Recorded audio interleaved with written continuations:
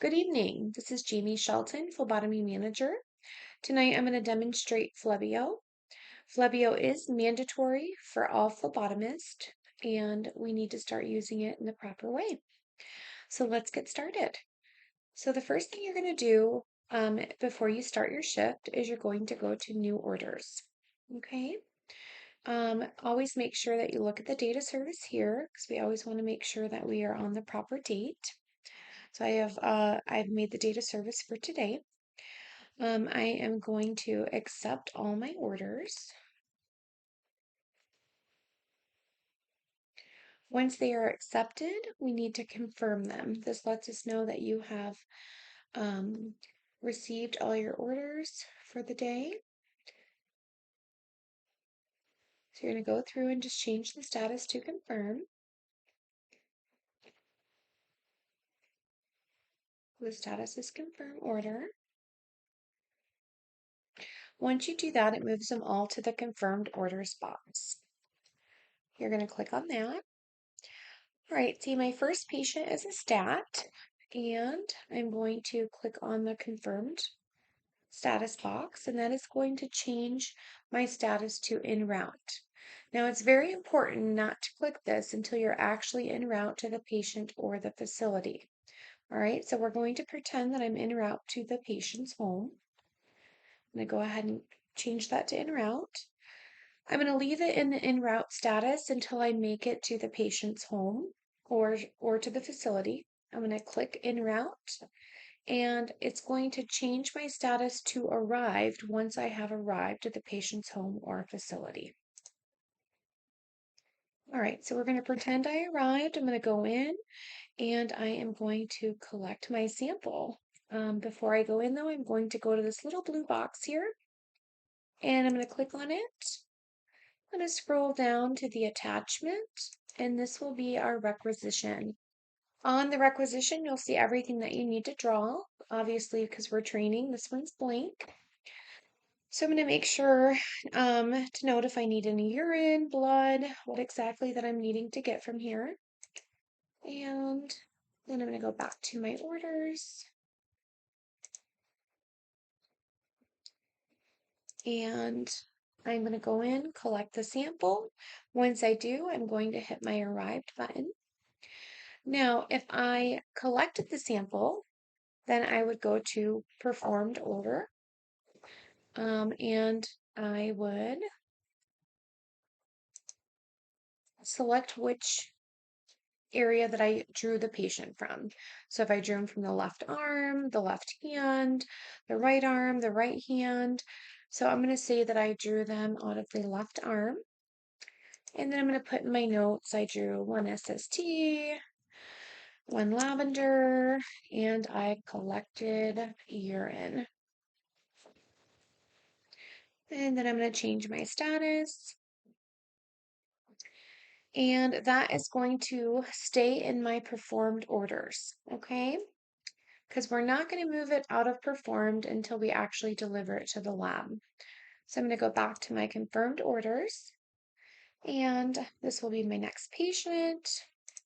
Once again, you can go to the blue circle, you can look at your attachment, see everything that you need to draw or collect.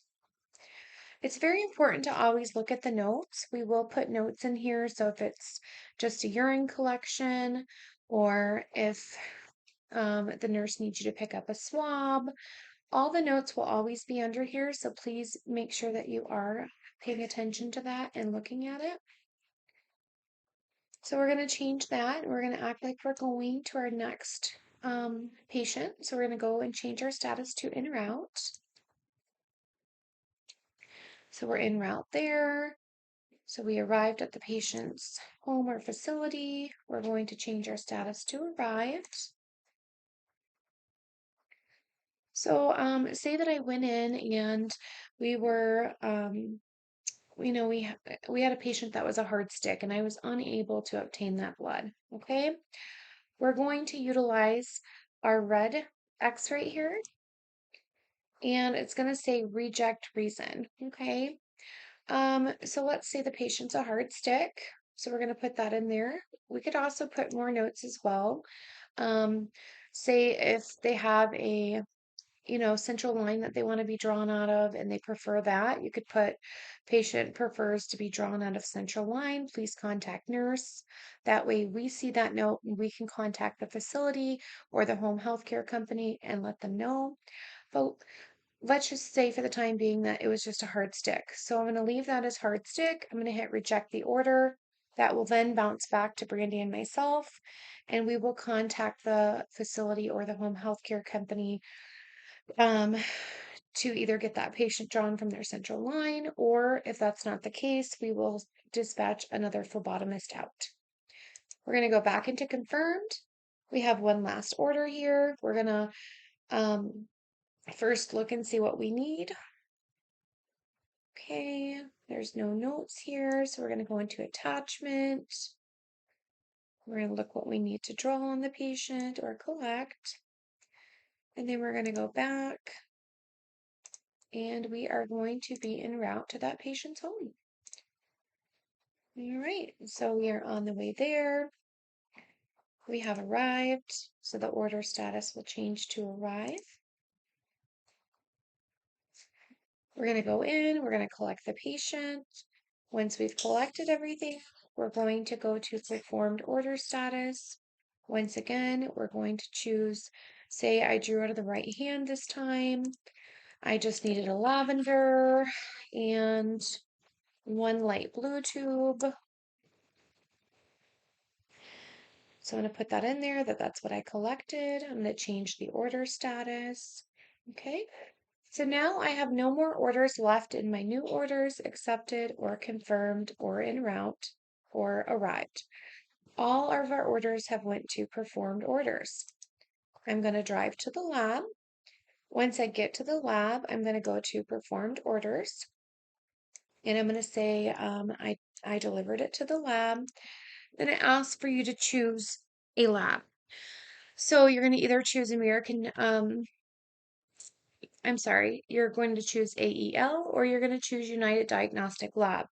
Now, say this is our stat patient, so we decided to take it to a lab. If you use a separate lab than AEL and you use a different Quest lab in a different location, you need to let us know where you dropped that sample off. So down here where it says sign-in number, say we dropped it off at Quest Lab. Try to put a little more information. So say I'm in Indiana and I drop it off at Quest Lab on 86th Street. That way we know where you dropped it off, and then you would just hit change order status. And then you would go into your next patient and say this patient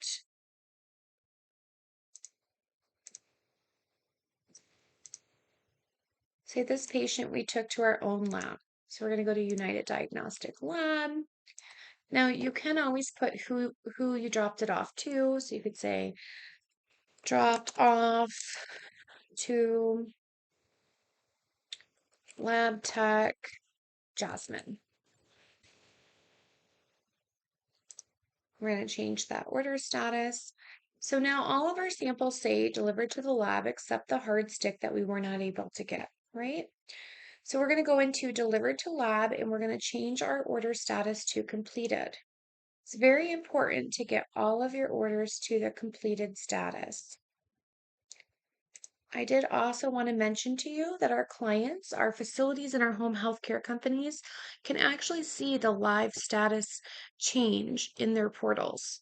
So they can see when it says en route. They can see when you've arrived, if you've completed a patient, if it was rejected for some reason. So it's really important that we do follow this on a daily basis. All of your completed orders are going to fall under your completed orders. If for some reason you did complete an order that wasn't supposed to, you need to contact myself or Brandy. It's very important if you were only able to collect half of the samples that you let us know which ones you were not able to get. So we are able to reorder that and get somebody out. So if you go to pick up blood and urine, but you don't get the urine, make sure that you are rejecting that, stating that you did receive the blood, but you were unable to collect the urine. That way we can reorder that and get somebody else out there. If you have any questions, please feel free to contact myself or Brandy, and I hope you all have a great night. Thank you.